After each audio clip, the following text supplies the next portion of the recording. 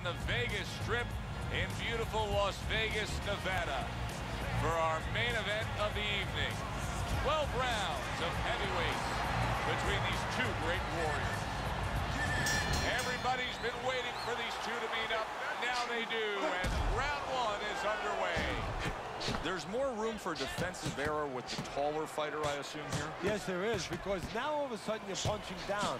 You're taught to punch on a straight plane where you don't leave anything open. You punch down, and somebody comes up with a punch. Next thing you know, you're picking yourself up off the canvas. A well-placed, gutsy uppercut after being tagged.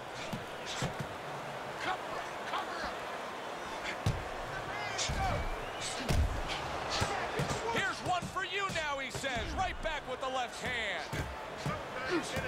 Nice, precise work, doubling it up by the Dragon.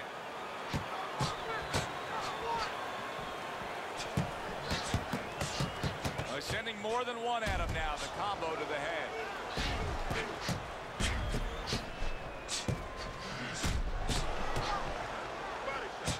Good fundamental work, landing the 1-2 there.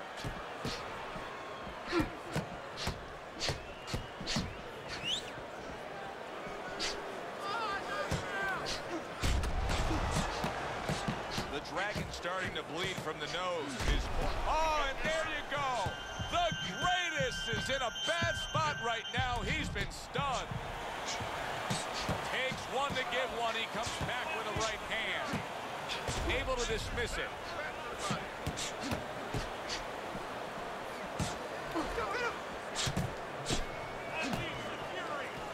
The Dragon's scouting report has one big weakness in it, and that is that he is prone to cuts. Yeah, there's a lot of scar tissue around there, and when you have that scar tissue, it doesn't open right up on the same old cut, but around it. The areas around it become weak, and that's the situation we're looking at. It's been a recent trend, Teddy, where we've seen in the heavyweight division a lot of Eastern Europeans dominating. Why do you think that is? Same thing in basketball. I don't think they're the better athletes, but you know what? There's an urgency. There's a real hunger. This is their opportunity. The fighters over here, and the basketball players for that part, they have too many options here. Over there, they make the most of it, and fundamentally, they're very sound.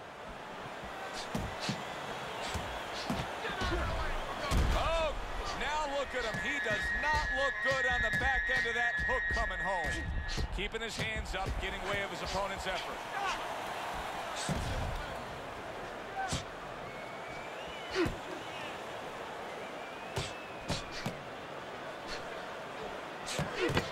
Once again to the head. Comes back with an overhand right. The greatest probably feeling like he just found the answer there, Teddy. He was able to stun his man.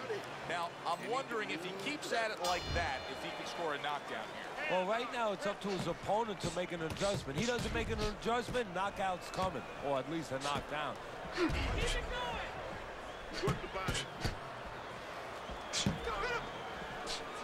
He just missed that shot up top. You know, there's a lot to be said about getting to a man and the damage that it can do to him at that point. But what we're seeing here are the lingering effects, the fact that he got stunned and now he's hesitating. He's just not as busy as he once was. Hey, Joe, I'll take it a step further. What we're really seeing right now is what this guy is made of. You know, whether or not this guy can become a top guy in this business. It's not about how fast your hands are. It's not about how hard you punch. It's not about how quick your feet are.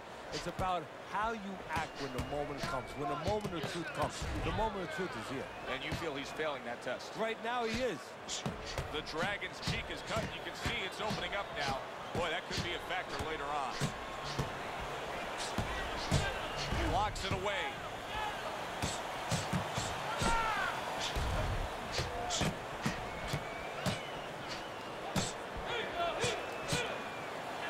Good defense upstairs to stay away from that offensive assault.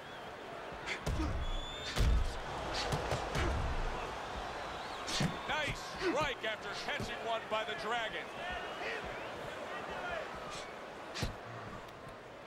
And coming upon the halfway mark of this 3-minute round. Now that's some sharp offensive maestro work there by the greatest. You always say punchers are born, Teddy. But what about a guy's ability to withstand big punches? What about a guy's chin? You know, that's an interesting point. Part of it is physical, and you know what it is? It's the neck. That's the shock absorber, but most of it's mental. You have to want to take the punches. You have to will yourself through the punches. This guy has some will. The twists and turns and the non-stop battle, it continues on as we've reached the 1 minute mark to go.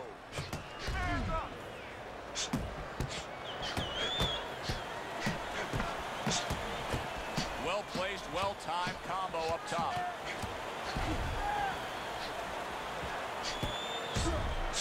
Right hand over the top. He counters back after denying his opponent's shot. I got to wonder to myself right now, is he going to become overconfident landing the hooks this easily because he's still against a very live guy? Well, what he's got to be careful, you know, that's a good question. So he can stay confident with it because it's working for him. But what he's got to do is make sure when he's on the inside that he keeps his head over on the side, where he keeps it outside his opponent's right hand. If he stays outside where he's safe, he can throw as many as he wants. And he won't have to worry about getting overconfident.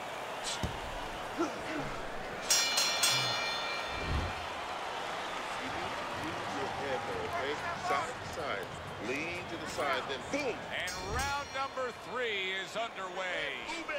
We tipped off our audience earlier when we said, watch out for that cut. It could become a major, major headache. Now it's a little bit beyond a headache. Yeah, and I'm wondering whether or not he came into the fight with a cut, because that's how bad. I think some scar tissue existed. Yeah, I think so, exactly. He may have had a little bit of a nick, a little bit of a cut in training. It happens. Guys don't divulge that to you. But either way, it is, as you said, a problem now. He's bleeding from the side of his face there.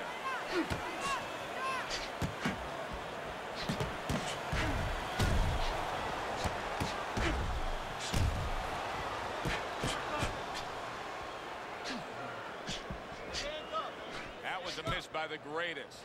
He's just not concentrating on the body as a target here, Teddy. No, and, you know, you wouldn't mind if he didn't have to. In other words, it all depends on the scenario. This scenario says that he should be going to the body, and he should recognize that. And that's part of the talent of a fighter, recognition, that you have to recognize where the opportunities are.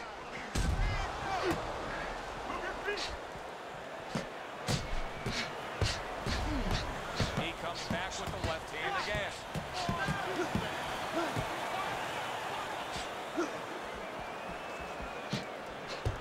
Good defense, just covering up down low.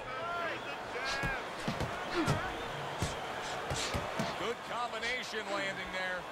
The Dragon's doing a really nice job here. I mean, putting his punches together. This is what you're supposed to look like as an offensive fighter. Yes, it is, especially when you have a guy in front of you putting the earmuffs on. You know, you cover up the way that his opponent is. You're supposed to put them together. One or two are going to be blocked. But when you put them together like that, they're going to get through. And there's the left hand working well for him again.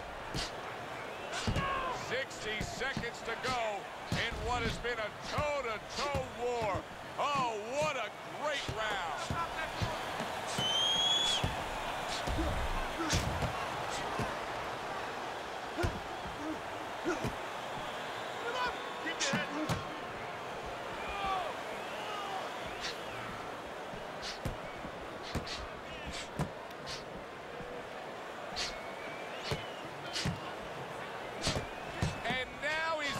A fighter coming back with the right hand after getting scored upon.